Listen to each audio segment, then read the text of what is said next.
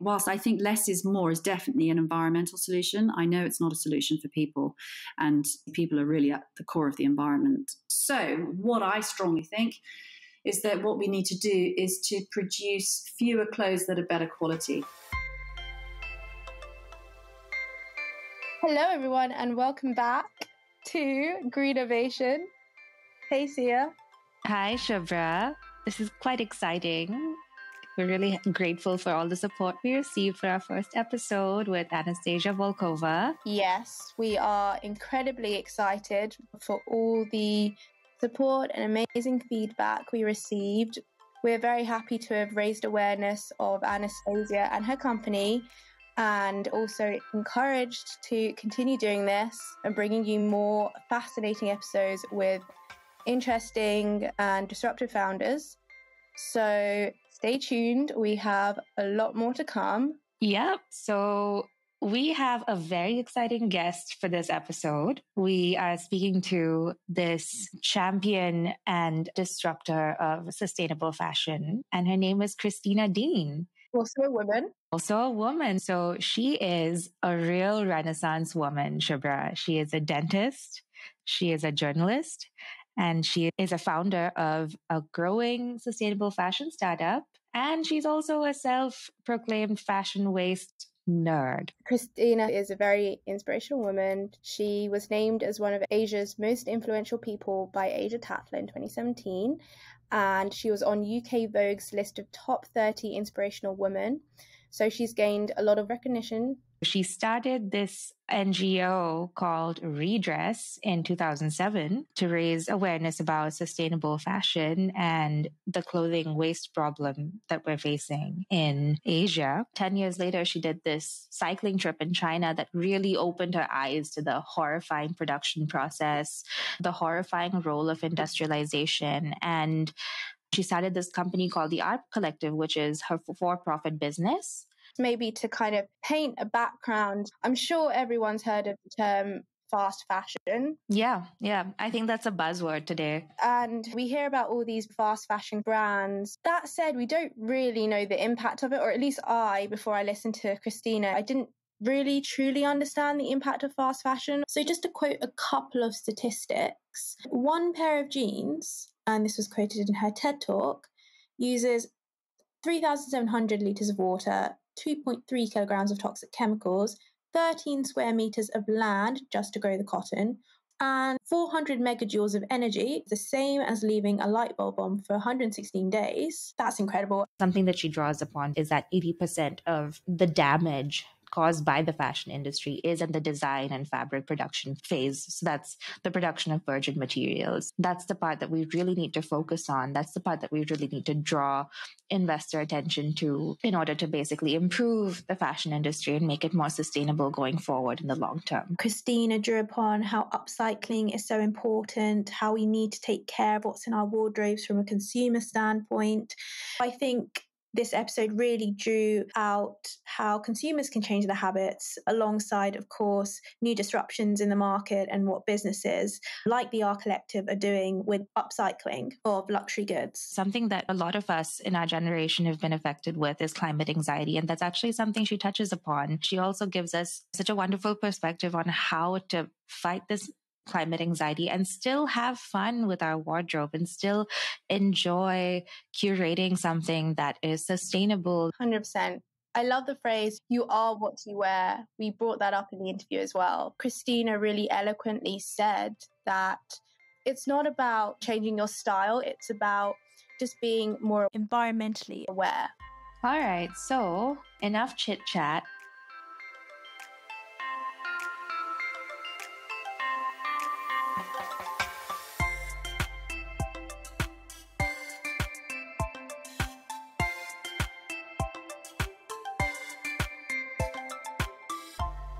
Christina, thank you for joining us today. It's a pleasure to have you on our podcast. Well, I've been really looking forward to talking to you both. So for my first question, what gets you up in the morning and what are some habits that you've incorporated to make your lifestyle greener? Well, what literally gets me up in the morning is one of my kids, who's my alarm clock. So I haven't used an alarm clock for 19 years because I've got 4 kids spread across those ages. But in reality, what truly gets me up in the morning is I think I've got a bit of a fighting killer instinct. And I'm very lucky that I just care about stuff.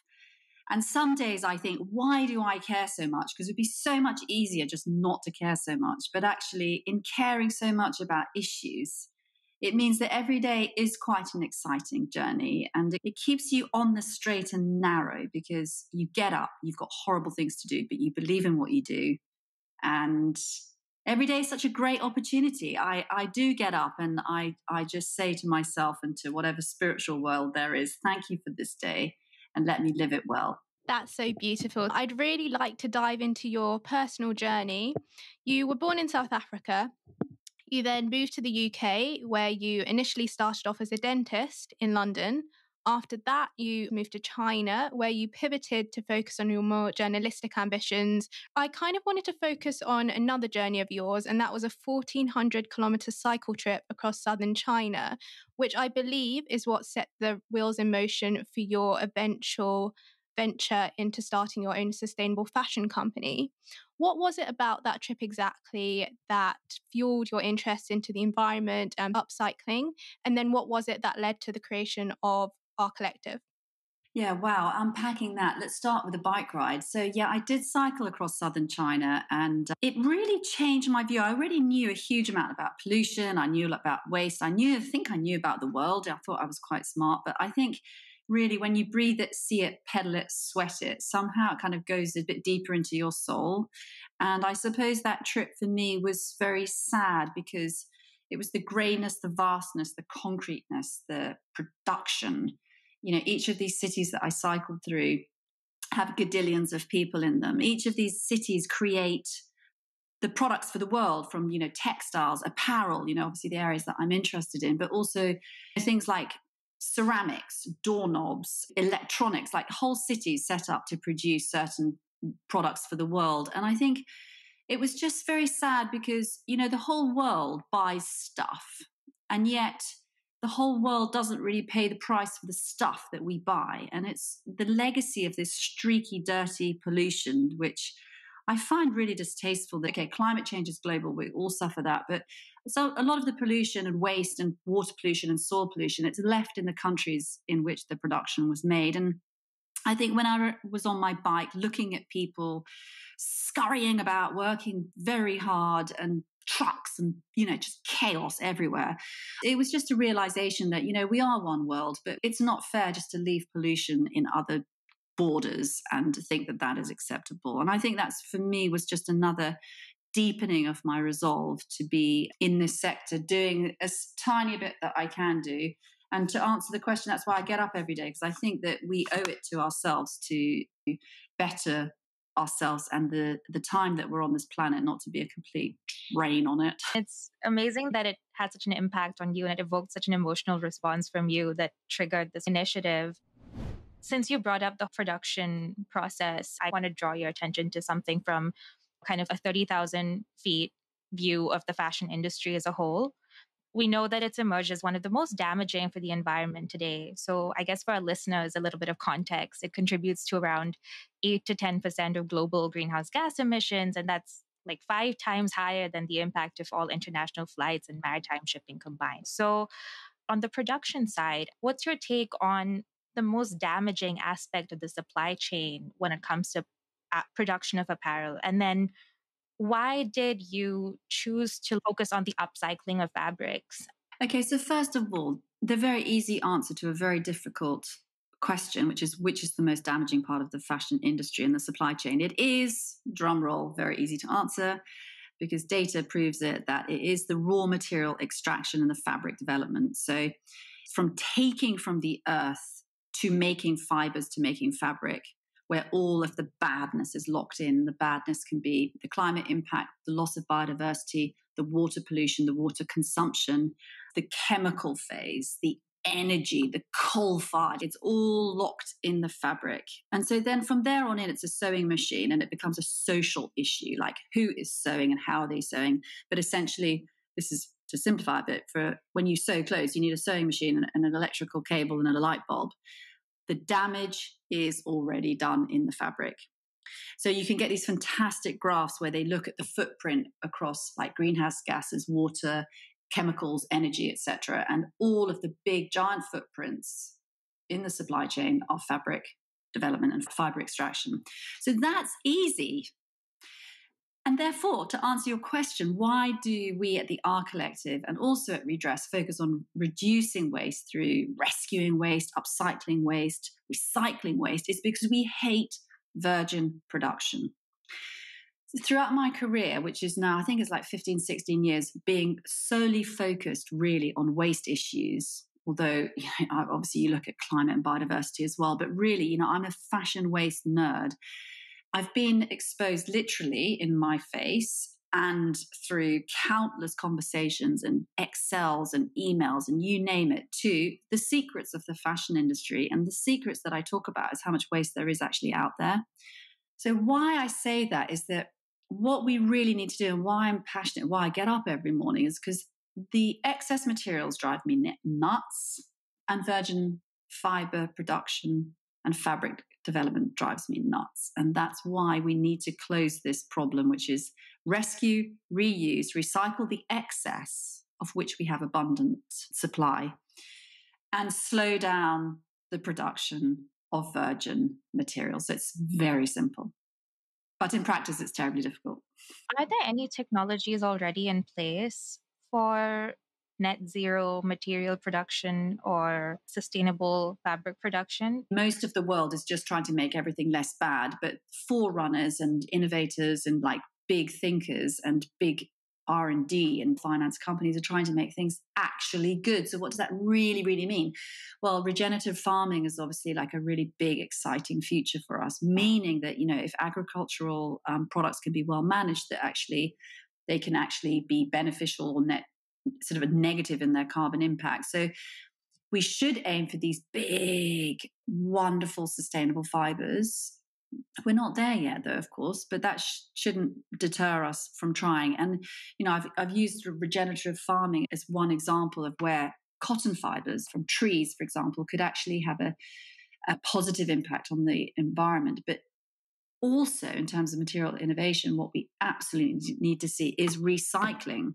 We have so many waste materials that are screaming for a technological revolution to allow them to become recycled into a new life. Now, every second, globally, the equivalent of one dumper truck of textiles is either landfilled or incinerated. So what we're doing is stupid. We're damaging the environment because we don't really have the recycling infrastructure and technology to make good off our own waste. So, one of my problems with the industry, quite honestly, and with life in general, is that people jump on bandwagons. So, we hear about regenerative agriculture. We hear about recycling technologies. We hear about all these breakthroughs in, materials made from mushrooms and, spiders and all this stuff, which is great. But we all need a very big smack in the face reality check that it's very minuscule compared with the total. And I think as humans, we love to jump on the positive bandwagon, and it's part of our denial system. And I'm not criticizing businesses particularly. I'm saying that's our global economy. I'm just saying that the fashion industry is archaic and it needs to be reinvented. And I suppose change is coming, but it feels like it's coming very slowly. Yeah, when you said that fashion is archaic, it kind of reminded me of Camila Cabello's Met Gala dress. She was kind of being ironic about it, saying we need to revolutionize and think differently. So kind of moving on a little bit to your business and focusing on our collective, could you talk about your business model itself and the disruptive nature of our collective on the fashion industry supply chain from a climate standpoint? What we do at the R Collective is we rescue unwanted materials from premium luxury brands, mills and manufacturers in the APAC region. If you think of it as disruptive, what we do, we're really at the end of the line for other businesses when they really do not want their materials anymore. I suppose we disrupt a system of waste by capturing it, by rescuing it. And then once we take possession of these materials, we design into it, primarily with a women's wear brand, which we sell on our website, but also increasingly so through B2B corporate gifts. And so that's really where we're able to rescue, reuse, and recycle much more bulk material into products. So for us, waste is a material that has lost its commercial value and its use in its current shape or form by its current owner. What that actually means in layman's terms is we don't buy materials. We wait until brands have tried to commercialize waste materials through whatever means they possibly can, and they're at the end of their life. The material's at the end of their life, and the company just doesn't want them anymore, needs it to be moved. So it could be for so many reasons, like they're moving warehousing, they're changing their product assortment, they're moving countries, it's been stored for too long, they've got a new creative director, they're going bust. I mean, it's all these reasons. So I believe strongly that we are as steadfast in our desire to only work with what we consider waste materials. Of course, as you've mentioned quite elaboratively, the fashion industry as a whole is incredibly polluting. But that said, it's usually fast fashion brands that are bearing the bulk of the criticism, whereas we have to also understand that luxury brands themselves do not necessarily have greener supply chains. Could you perhaps explain what drew you to the luxury market in particular, as opposed to general high street fashion brands? I'm going to answer first the question of fast fashion versus luxury, and then I'm going to talk about why all businesses are slowing down and their positive impacts. So, first of all, I'm not actually particularly drawn to luxury, really. I'm drawn to fashion industry's impact on the environment. So I don't have a strong preference for where the focus in terms of like greening up supply chains in X or Y sector. I think obviously the fast fashion industry has got its own set of tremendous challenges, that being bulk, speed, quality. So we know that, people who buy fast fashion basically don't wear the clothes for very long. And I've always said it takes two to tango.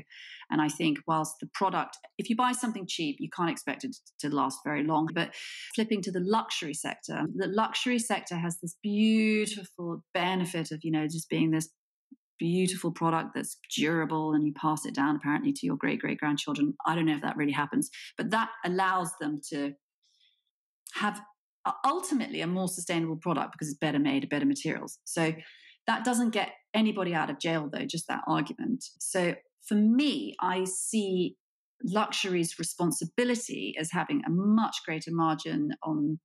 They use much better materials. They have much more desire and need to do sort of R&D and material breakthroughs, because kind of a luxury customer expects that. Do you think the way that luxury brands potentially bring those more sustainable products to market is in the form of more premium lines, or they're able to better internalize those costs? I would say that most consumers are not willing to pay more for sustainable products. What we need is to provide a more sustainable product at the same price point. But what does more sustainable mean? This comes back down to, is it just a little bit less bad? Well, if it's just a little bit less bad, it should be at the same price point. But if it's radically, amazingly eco, ethical, fair trade, innovative, this, that, regenerative, you're going to have to pay more for that. So I think that where there is margin, it should be alleviated, or it should be donated. Oh gosh, the word donated in business doesn't work, but there is more responsibility to drive innovation by the luxury sector. And you can give an example, Stella McCartney's just come out with that mycelium-based handbag by Bolt Threads. They received 100 million investment, but over the years that they've been building up like a mycelium mushroom type fiber, which is, a huge breakthrough, phenomenally brilliant. But just to put some numbers on it, I know that the company that produced it received over 100 million in investment. They've been working on it for a number of years, hard work, and congratulations to them. I think they've only produced 100 of the bags. I think they're retailing at over £1,000. So why I say of that is like the investment to get these materials up to scale is big, and we've made so far 1,000 bags out of them. That was just to put a kind of reality check on the scale of innovation and cost that is needed to bring these new materials to market. So the luxury sector also obviously brings much more supposed innovation into not just the design, but the materials and the supply chain. So I suppose where I expect more from the industry, it would be that the luxury players would use their deep margins for something that's transformative. And I do think they do that, to be fair. Obviously the luxury industry works much more secretively than the fast fashion industry, because part of luxury's allure is that innovation, and innovation is usually kept behind closed doors. So I don't have a preference for which group to focus on, because both of them have their roles and both of them have their responsibilities. Fascinating stuff. So I want to draw your attention to more of a socioeconomic issue worth bringing up, because climate and social issues are pretty heavily intertwined. Essentially, you've argued that less is more and that we need to consume less in order to pollute less. And this is something that we have observed among the younger generation who've subscribed more to the reduce, reuse, recycle mantra. That said, 1 in 6 people globally are linked to the fashion industry. So if there's a reduction from the demand side, there might be some short-term, immediate negative consequences to the industry and to people who rely on fashion for their livelihood. How do you reconcile the need to protect the environment with the need to address economic issues like employment vis-a-vis the fashion industry? Yeah. So I was really shocked during COVID when, in front of our faces, in almost real time, people stopped buying clothes. It was phenomenal. Suddenly, I think fashion apparel global sales on average dropped 34%, something like that. And we saw like the shockwaves that created in the supply chain, not just on logistics and materials, but crucially, as your question relates to socioeconomic, to people and their jobs and their livelihoods. And consumers stop shopping, and holy crap, excuse my language, people suffer. And the people who suffer are the most marginalized kind of people in the supply chain who are making the clothes. So why do I say that? Because we know that the fashion industry is tremendously important for development, and therefore we need to make clothes. We need to keep these supply chains alive. I think if you put the fashion industry's revenue into a GDP, 3% of the global GDP is fashion, and probably footwear. So you can't poo-poo it, and you can't expect to stop it. Whilst I think less is more is definitely an environmental solution, I know it's not a solution for people, and people are really at the core of the environment. So what I strongly think is that what we need to do is to produce fewer clothes that are better quality. And I'm waiting for an economist to prove this point, but when I challenge my friends in supply chain, I'm like, if you decrease your orders by X percentage but improve the quality, this garment would stay on the production line for X amount of time longer. It would cost a bit more for the buyer, but would it maintain the jobs? And the answer, and this is like 30,000 viewpoint, is yes. So what we need to see is better quality materials that stay in the production line for longer, that maintain the jobs. That's very, very important. I could be wrong. But what I'm definitely not saying is, thou shalt not produce clothes anymore, because that is just really unrealistic from an economic and also from a desirability point of view. The other thing I'll just say is quite interesting. If we look at like the third industrial revolution and all the sort of robotics and automated processes that we see coming into fashion, obviously it's a supposed great threat to the livelihoods of human beings. It's a real problem, apparently. But really, from what I understand, it's taking the really nasty jobs out of the supply chain. It's not making people lose their jobs. It's actually elevating the jobs that human beings with blood and flesh do. So what I'm saying is that the less is more mantra is the way out of hell in terms of environment, but it must be done in a way that keeps the job creation alive. As people are starting to wake up to the sustainability trend, to kind of buying less, as we already said, it might just be a short-term impact that they're going to be lost jobs, but in the long term, we'll see a more sustainable future for fashion. The evidence that I've read is that even though there is a growing increase in, I care about the environment, let's just leave it at that, and people that understand more, that has not translated into a reduced number of actual purchases. There's no proof that people are buying less clothes because of ethical considerations. So, I mean, that's a bit of a sort of wake-up call, because even though we bang on about all these people who care, I actually am going to challenge you, and I'm going to say that people don't tell the truth, because all the consumer research says, I want it, I'm going to pay it, I'm going to do it. And I don't want to put a patronizing voice on, but actually behind closed doors, they don't actually do that. Now, it's lovely to see the consumer report saying that people do care more, because obviously caring more is the first start. But I don't know that actions actually are really following. So not enough is being done from a consumer perspective, right? I don't think so. Just wanted to go back to the design process. I can't imagine how you would remold fabric into something completely new while also considering the environmental impact of what you've produced. I want to know how our collective is working with designers to revolutionize this process of designing new clothes and designing new things with upcycled fabric. Yeah, I mean, I think the first thing is designers are not nearly saluted enough in the whole wide world. We need to really understand that designers are super, super important, because they come up with ideas and they influence not just what people are wearing, but they influence actually the supply chain. So much so that, and this is again 30,000 foot stat here, that supposedly up to 80% of the environmental impact of a product is laid down in the design stage by the designer. So designers are important. Educating them is important, and empowering them to do good is very important. Now, so that's a blanket statement. Second one is that for us, because we rescue all sorts of different types of materials, it's very, very complicated which designers we need to work with, and technically which designers can transform waste X into product A, because all the materials that we have coming through the door are just constantly different. And I've got to tell you, it's a pain in the butt, excuse me, because we don't know what's coming in tomorrow. We don't know what to make with what's coming in tomorrow. So therefore, we do have a relatively large roster of designers who we know have that kind of creative and commercial flair to be able to see an Excel sheet with a list of waste on it and think, this is what we could do with it. So that's important. We collaborate with designers who've been through Redress's sustainable fashion design competition. So that's the nonprofit. So we look for designers who have a strong passion for sustainable design and experience in sustainable design, and who we love. We do let our designers run free a little bit, not so much on the creative side, but also on the technical side sometimes. So if they've got a cool idea for a zero waste pattern, or I don't know, a different seam or a different stitch or whatever they want to do, obviously we'll have a go at that.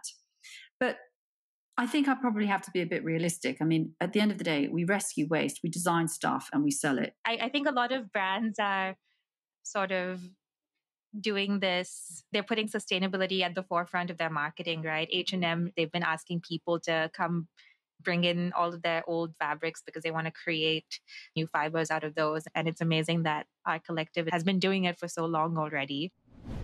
As someone who has lived in Hong Kong and China myself, I also just wanted to draw your attention to the work you've done specifically in this market. So China has been a production center for fashion companies, but it has also contributed to the largest quantities of fashion waste in the world. In its 13 five-year plan, the government has also pledged to increase the production of recycled fabrics. So could you talk about how supportive policies can play a role in shifting consumer attitudes towards brands such as our collective, specifically with regards to the Asia market? Speaking more broadly about policy, full stop, anything that is enabling, pushing the direction of more sustainable raw materials and yarns and fabrics is obviously a big plus. So, for example, if we just talk about recycled yarn, let's just hypothetically say China government says that we need to increase the recycled yarn output in China by 30%. I'm making it up. What that does is it signals to industry, okay, we're going to be able to buy more recycled yarns. The China government's taking it. There might be a tax break on recycled yarns. Some jurisdictions are putting tax breaks, or at least suggesting tax breaks on more sustainable materials. And that actually signals to the buyers, that big brands, that there is a market, there is a future, the prices are likely to come down. Brands are more likely to buy up these recycled yarns materials. And what does that mean for your end consumer? They're out and about shopping on their phone. They're not really thinking about it. But what happens is they go in the store, there's more recycled yarns. That's great. Well, that probably was stimulated somehow by policy change, but the end consumer is probably not really very aware of that. So I'm definitely all up for government policy and any kind of tax breaks that would make recycled yarns de rigueur, if that's how you say it. Like the hottest fashion trend should be, recycled yarns. You say that you're quite small at the moment. What sort of scale are you looking to achieve? We've recently updated our impact. So that means the yardage rescue. So I think we're up to 106,000 yards of materials that we've brought in the door and got out the door, which we're really pleased about. And we're about to take in a huge bulk. So hopefully that will almost double it. So impact-wise, we feel quite good about that. I mean, honestly, I'd love it to be much, much higher, but it's a slog and no one can work harder than we do. As we all know, all startups need funds. So, we've managed to get through 5 years. We're turning the tides in terms of becoming sort of almost profitable next year, but we need money for sure. So we're at that stage really where, having investment would enable us to do so. Do you think investors understand kind of everything you've already spoken about to where the issues are in fashion and they're directing their money to the right places? Well, so 2 answers to that. I'll talk about the industry at large.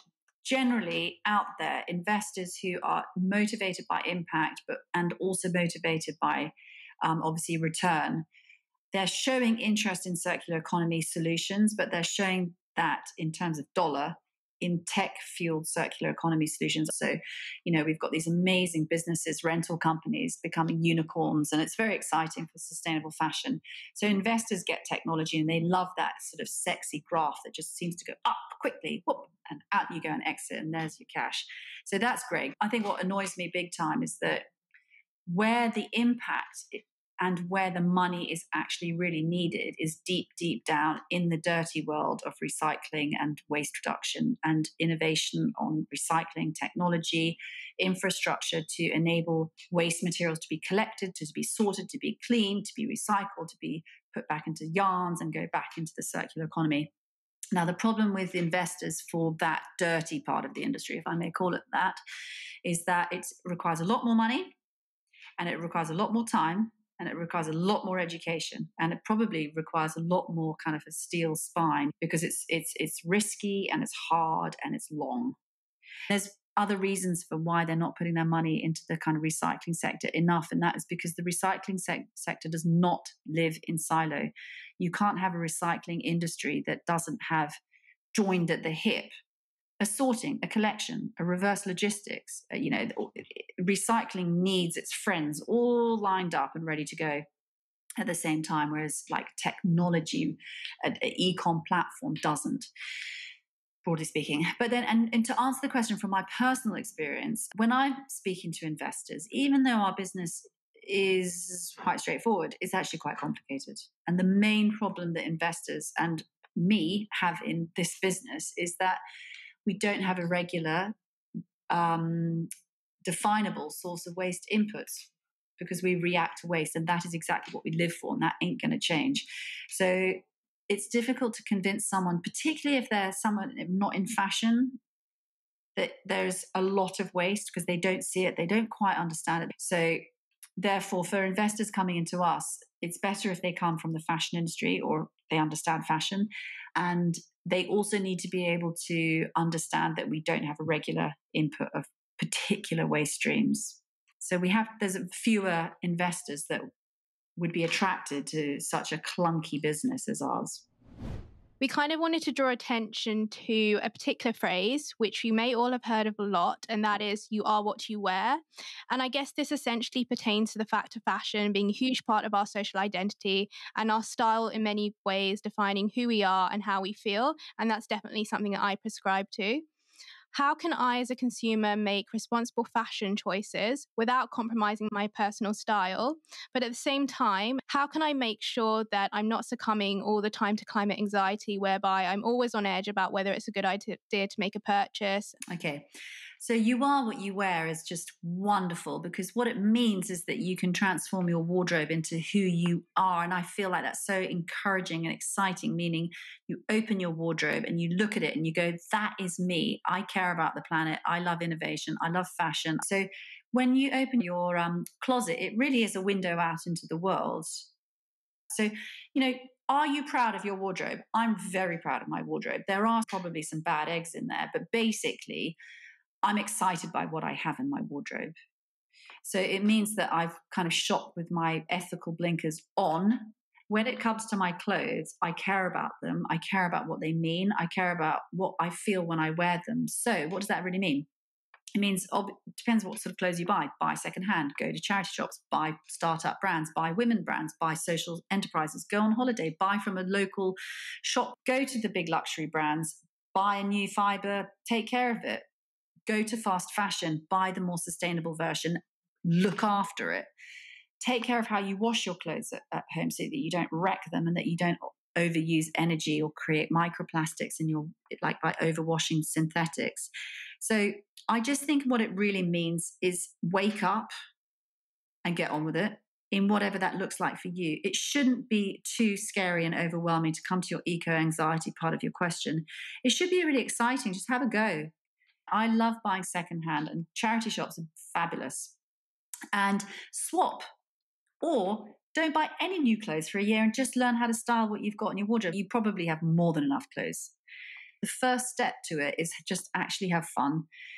Just enjoy yourself and see your wardrobe as being something that's creative. It's you, but it actually has heart and soul. And I think when you do that, shopping becomes a more empowering, fun thing. So, on that note, final question to you, Christina.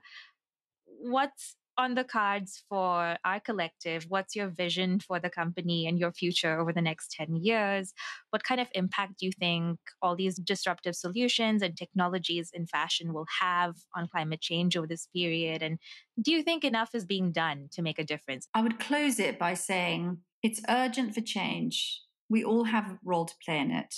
The fashion industry is moving too slowly, and there has to be like a firecracker up our asses to get on with it. And that is like an enormous statement to everybody in whatever sector you're talking about, and particularly obviously in fashion, which is where I sit. So that would answer the question. But as it relates to the our collective, obviously we have a small role to play in that, which is to keep forging ahead in stuff that's horribly complicated. On paper, it's tremendously easy. In practice, it's really, really difficult. And we have to continue in these next 10 years to be the strong, brave guinea pigs that we are, to create these new, exciting, micro little supply chains that we're doing, to be a small part of the solution to a very big problem. That's a great summary. It was such a pleasure talking to you. Thank you very much. Yeah, it's a pleasure. It was fun. Thank you both.